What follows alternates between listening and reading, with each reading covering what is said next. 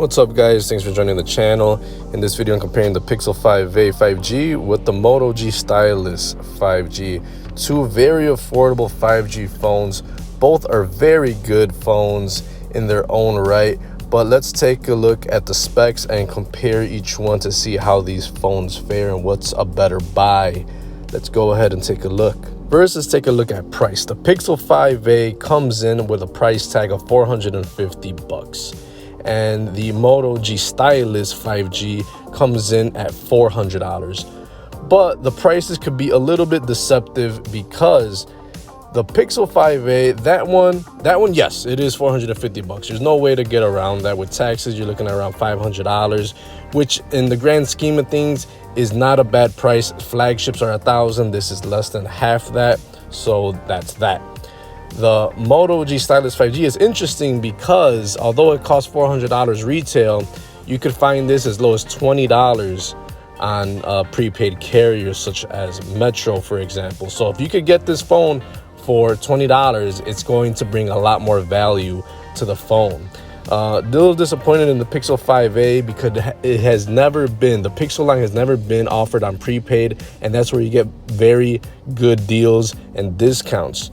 A phone like this would typically be $50 or free when you port in your number. So that's, it's the availability is also only in the US and Japan. So you're not going to get anywhere lower than that $450 price tag compared to that $20 on the Moto G Stylus 5G. In the price department, the Moto G Stylus 5G wins by a landslide right there at $20 to $100. I think it's $100 on Cricket when you bring in your numbers. So yeah, if you can get it on prepaid, that's a steal right there. They both have 5G, so that they're obviously going to be some snappy devices. You're going to be able to stream everything super quick without buffering, and you'll pretty much be in the clear if you got a good 5G coverage in your area. And if you don't have it right now, you will get it soon. It's going to be everywhere. Overall, the lighter weight device is the Pixel 5a at 6.4 ounces. The Moto G Stylus 5G is a little bit heftier at 7.7 ounces.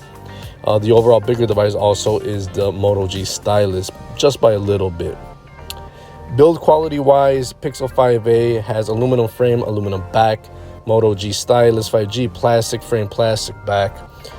So the edge a little bit in the Pixel 5a with the build quality, but if you're like me, I do not consider build quality to be up on my list of priorities. I always slap a TPU case on my phone to protect it from scratches and dings and just, destroying itself if you drop it.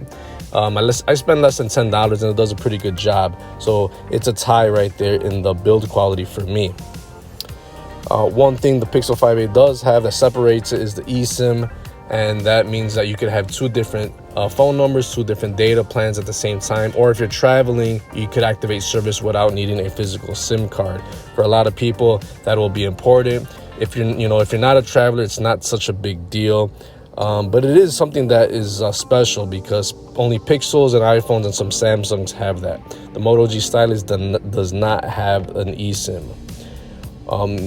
But one difference that the Moto G Stylus does have is obviously that it has a stylus. Unless you have the Samsung Galaxy Note or the new S21 Ultras or stuff like that, it's the only other option if you want a stylus. And you could jot down notes, and with the big screen, it's going to be very, very nice. Something that the 5a does not have any type of pen or capability to do that. Unless you get some aftermarket stylus, but it's not built in, so it's not very handy. You do get IP67 dust and water resistance on the 5a. That's good if you're really a person that's just around water a lot, at the beach, at the pool, or if you have kids that like to play with the phone and they could get the phone wet. For me, it's not a big priority because I really take care of my phones around water and stuff like that.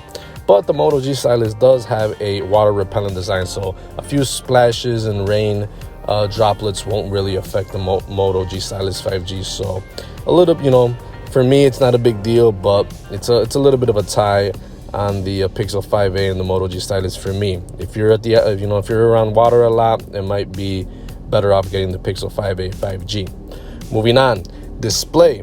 The Pixel 5a 6.3 inches. Moto G Stylus 5G 6.8 inches. So you got a bigger real estate of screen on the Moto G Stylus 5G. Both are 60 hertz displays, and the resolution is at the same at 1080p, but you get a little bit of higher density PPI on the Pixel 5a, but 415 PPI versus the 387 PPI in the Moto G Stylus 5G. The screens are pretty much the same quality, but except one you can get it for as low as $20, the other one is at $450.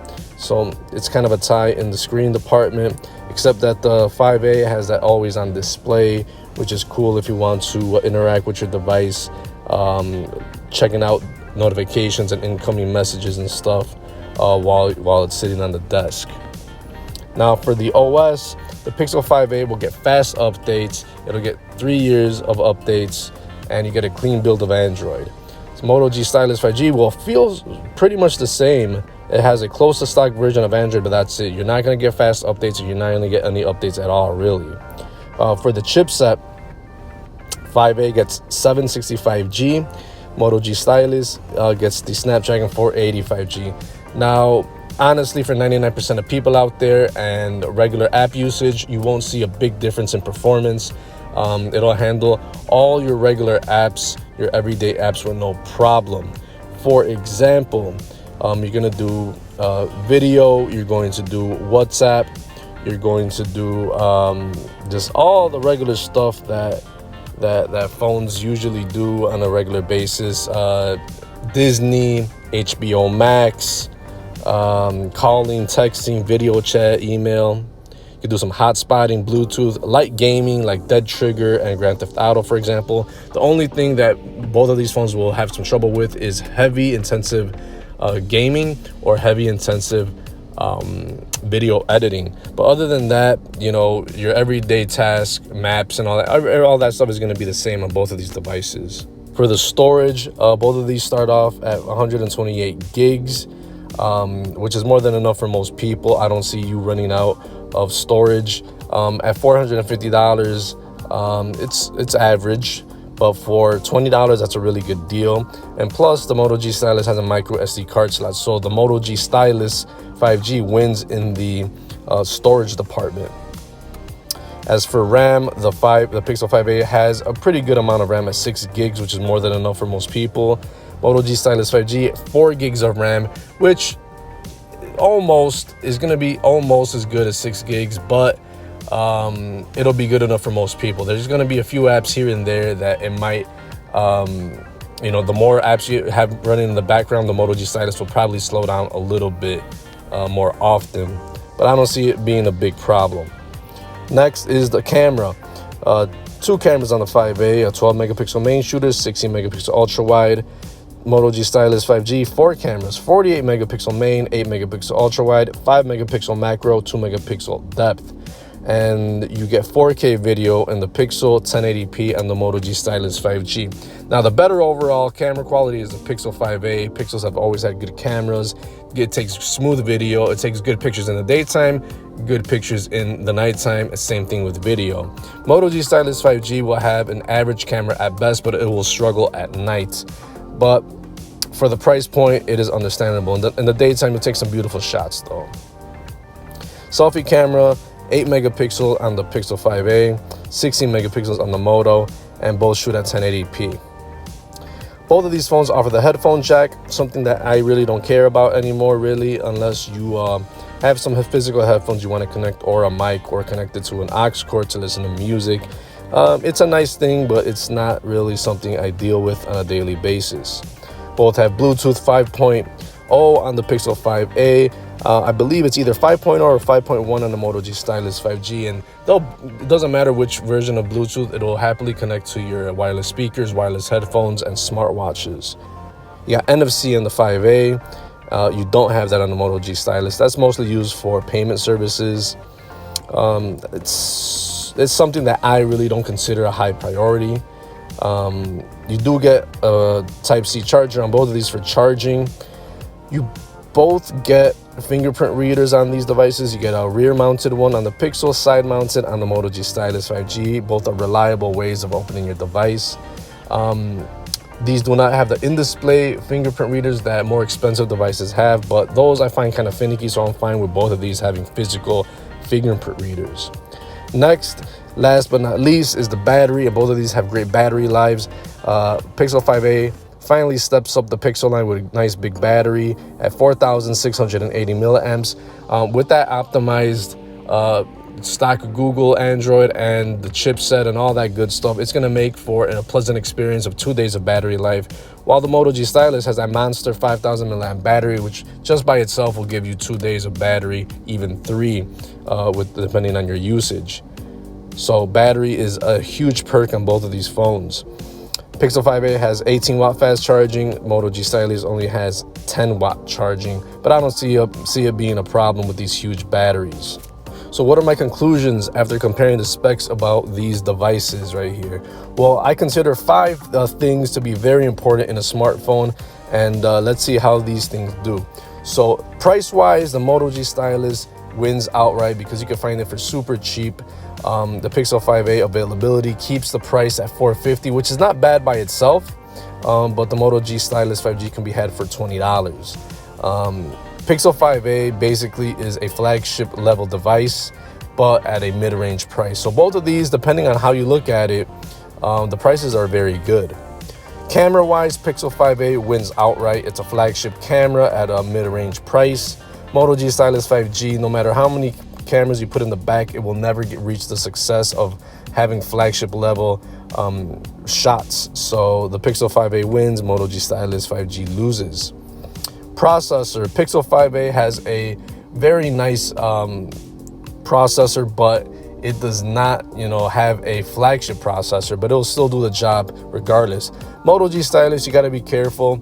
It won't run super high intensive games or video editing, but for the price, it is understandable.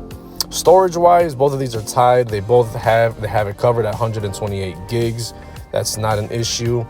Battery wise, both of these are monsters with the batteries. You'll get at least 2 days of battery life on both of these phones. And for the most part, these are going to feel exactly the same because they're running stock version of Android. Now, you got the updates on the Pixel 5a. You got the fast updates, 3 years of updates. Moto G Stylus has no updates at all. But for all your everyday tasks, music, video, social media, podcasting, maps, web browsing, calling, texting, video chat, email, hotspot, Bluetooth, light gaming with Dead Trigger and Grand Theft Auto, stuff like that will definitely do the job for both of these. But if you could get that Moto G Stylus for $20, that's a big win. But if you don't want any compromises in the phone, for $450, the Pixel 5a is going to be your best bet. Thanks for watching, guys. I'll see you in the next one. Peace.